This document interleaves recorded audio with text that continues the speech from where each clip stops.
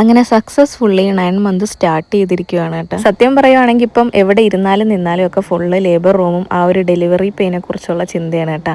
അതിലേറെ ബേബീനെ കാണാനുള്ള എക്സൈറ്റ്മെൻറ്റും ഉണ്ട്. ബേബിയുടെ ജെൻഡർ ഗസ് ചെയ്തിട്ട് ഒരുപാട് കമൻറ്റ്സ് ഞാൻ കാണാറുണ്ട് കേട്ടോ. നിങ്ങളുടെ കമൻറ്റ്സ് ഒക്കെ ഞാൻ വായിക്കാറുണ്ട്.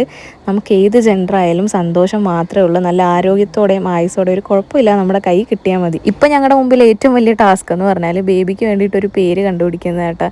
എങ്ങനെയൊക്കെ നോക്കിയിട്ടും മനസ്സിനങ്ങോട്ട് ഇഷ്ടപ്പെടുന്നില്ല ഒരു പേരും. അപ്പോൾ നിങ്ങളുടെ മനസ്സിൽ എന്തെങ്കിലുമൊക്കെ നല്ല പേരുണ്ടെങ്കിൽ കമൻറ്റ് ചെയ്യണേ. കുറച്ച് വെറൈറ്റി നെയിംസ് ആയിക്കോട്ടെ. എന്തായാലും നമുക്ക് പേരിട്ടല്ലേ പറ്റത്തുള്ളൂ. അപ്പോൾ കുറച്ച് ഒരു 5-6 പേരൊക്കെ ഞങ്ങൾ കണ്ടുവച്ചിട്ടുണ്ട്.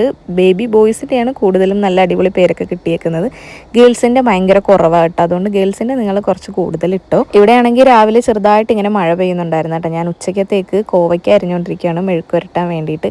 എനിക്കിപ്പോൾ എന്ത് കറിയില്ലെങ്കിലും ഒരു മെഴുക്കുരട്ടി മതി ചോറ് കഴിക്കാൻ. ഈ നാട്ടിൽ മെഴുക്കുരട്ടി എന്നുള്ളൊരു ഐറ്റം തന്നെ ഇല്ലാത്തത് കൊണ്ട് ഉമ്മാക്കൊന്നും അത്ര ഇഷ്ടമല്ല കേട്ടോ. പിന്നെ ഷിനാജ് കഴിച്ചോളും, ഷിനാജിന് ഇഷ്ടമാണ്. ഉമ്മ സൈഡായിട്ട് അവിടെ ബീട്രൂട്ട് തോരനും ഒക്കെ വെക്കുന്നുണ്ട്. പിന്നെ കുമ്പളങ്ങ കറി, തലേ ദിവസത്തെ കുറച്ച് ബീഫൊക്കെ ഉണ്ടായിരുന്നു. അങ്ങനെ ഞാൻ ചട്ടി അടുപ്പത്ത് വെച്ച് കോവയ്ക്ക മെഴുക്കുരട്ടി കൊണ്ടിരിക്കുക. ഭയങ്കര സിമ്പിളാട്ടോ. വെളിച്ചെണ്ണ ഒഴിച്ച് എണ്ണ പൊട്ടിക്കുക, കോവക്ക ഇടുക, പകുതി വേവാകുമ്പോൾ മുളക് പൊടി ഇട്ടിട്ട് നല്ലപോലെ ഒന്ന് അടുപ്പത്ത് വെച്ച് മുരിച്ചെടുത്താൽ മെഴുക്കുരട്ടി ഇവിടെ സെറ്റായി. ഉമ്മ അപ്പോഴത്തേക്കും ബീട്രൂട്ട് അവിടെ ഉപ്പേരി ആക്കുന്നുണ്ട്, അതേപോലെ പപ്പടം പൊരിക്കുന്നുണ്ട്. അങ്ങനെ ഏകദേശം ഉച്ചക്കത്തെ ഫുഡൊക്കെ സെറ്റായി. ഞാൻ വേഗം പോയി കുളിച്ച് വന്ന് ചോറ് കഴിക്കാൻ പോകണം. ഇന്നൊരു സ്പെഷ്യൽ ഐറ്റം കൂടെ ഉണ്ട് കേട്ടോ ചോറിനൂടെ നമുക്ക് കഴിക്കാൻ. വാവാസ് ഫുഡ് ബ്ലോഗ് എന്ന് പറയുന്ന യൂട്യൂബ് ചാനൽ ആരെങ്കിലും കാണാറുണ്ട്? ഞാനും അവളും നല്ല ഫ്രണ്ട്സാണ് കേട്ടോ. അപ്പോൾ അവൾ പുതിയതായിട്ട് തുടങ്ങിയതാണ് ഈ പിക്കിൾസിൻ്റെ ബിസിനസ്.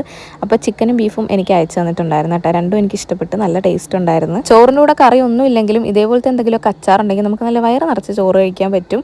അപ്പോൾ ഞാൻ കുറച്ച് ബീഫും ചിക്കനും എടുത്തിട്ടുണ്ടായിരുന്നു. കോൺടാക്ട് ചെയ്യാനുള്ള നമ്പർ ഞാൻ എന്തായാലും കമൻറ്റ് ബോക്സിൽ കൊടുത്തേക്കാം.